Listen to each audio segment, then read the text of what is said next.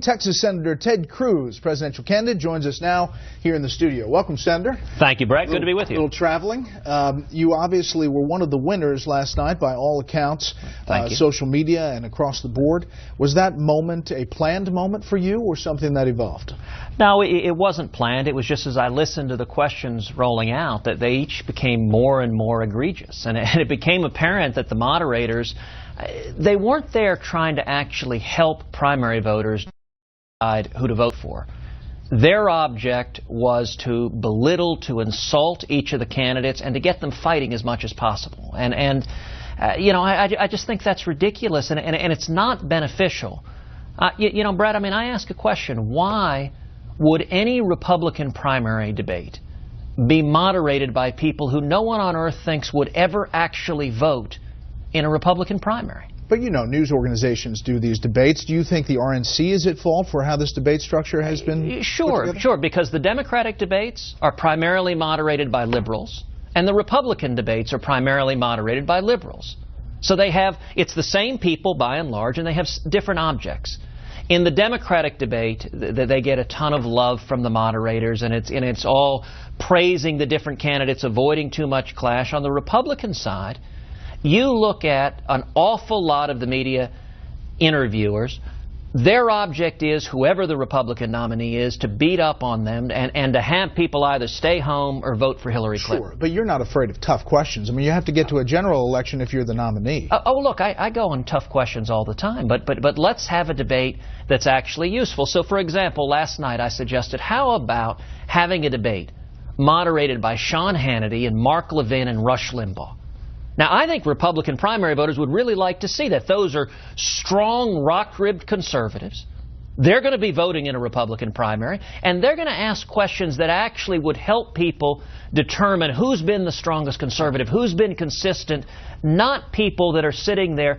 For example, last cycle, in 2012, we all remember George Stephanopoulos asking the Republican candidates, what's your view on Griswold versus Connecticut on birth control?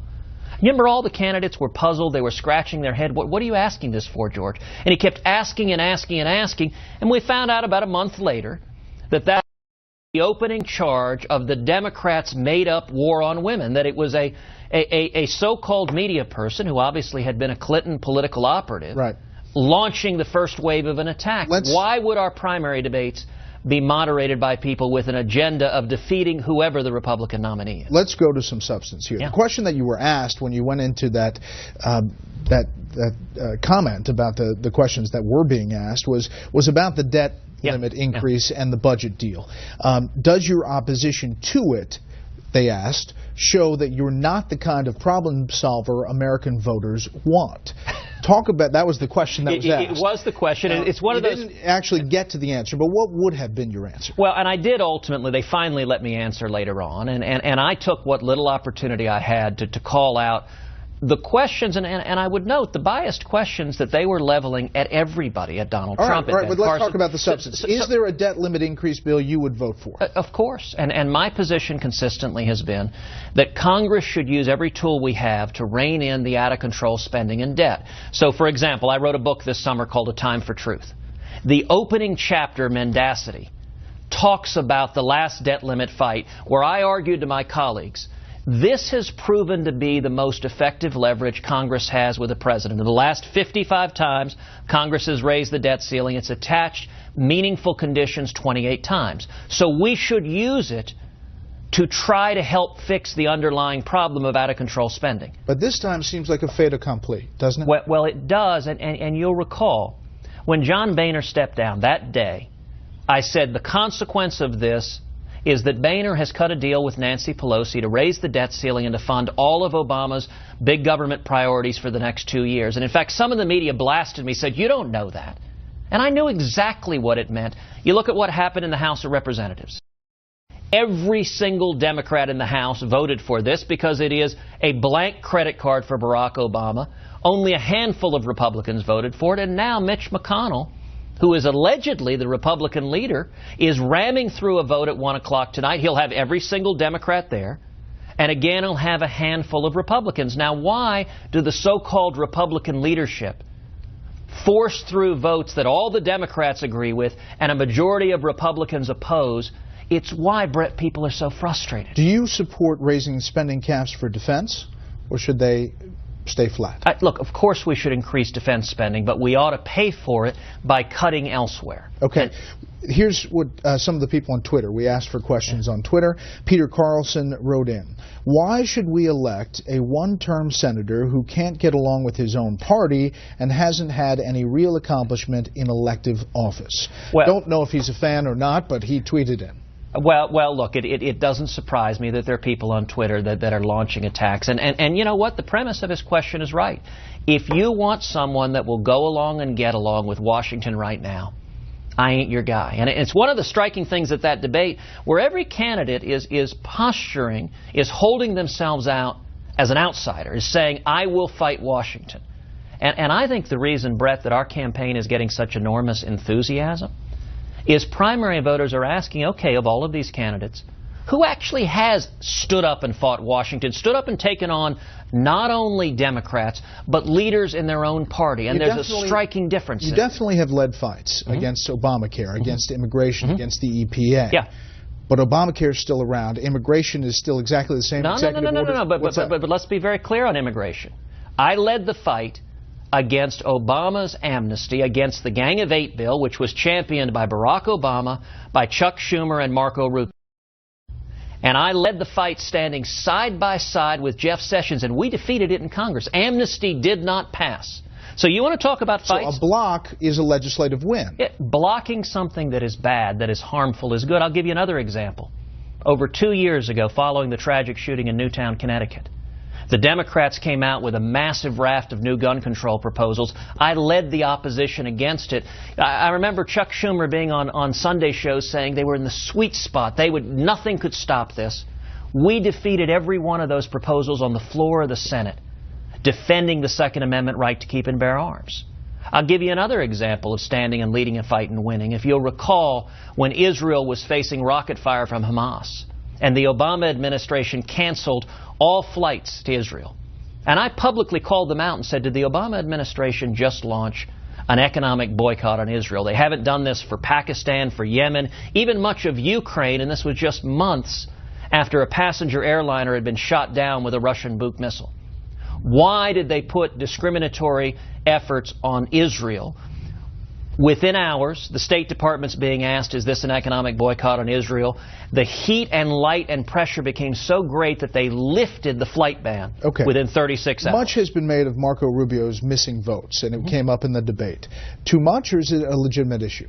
Oh, listen, I'm not interested in the back and forth and fighting. I will say, the question primary voters are asking me, and I assume they're asking the other candidates, is show me where you stood and led. Show me where you stood and fought. Right, but he missed 34%. He missed 99 votes. You missed 70 votes, 24%. So is this too much about not a lot? Well, listen, Marco is exactly right that every senator who's run for president has missed a fair number of votes, that John McCain did and John Kerry did and Hillary Clinton and Barack Obama did. And interestingly enough, the media only seems to notice the Republicans they don't like.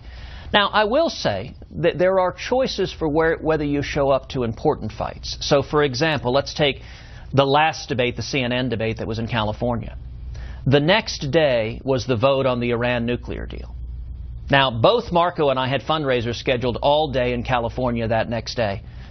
I drove from that debate to the airport to take the red-eye commercial flight all night to be here to vote against the Iran nuclear deal because I've been leading the fight against it.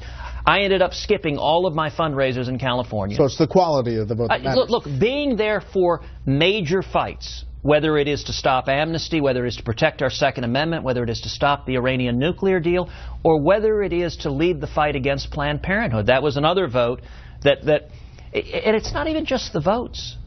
You know, the question that I think primary voters are asking is, when have you actually stood up and taken on Washington? Let me ask you a couple more things. Paul Ryan sworn in as House Speaker today. You recently refused to answer a question about whether he was a true conservative.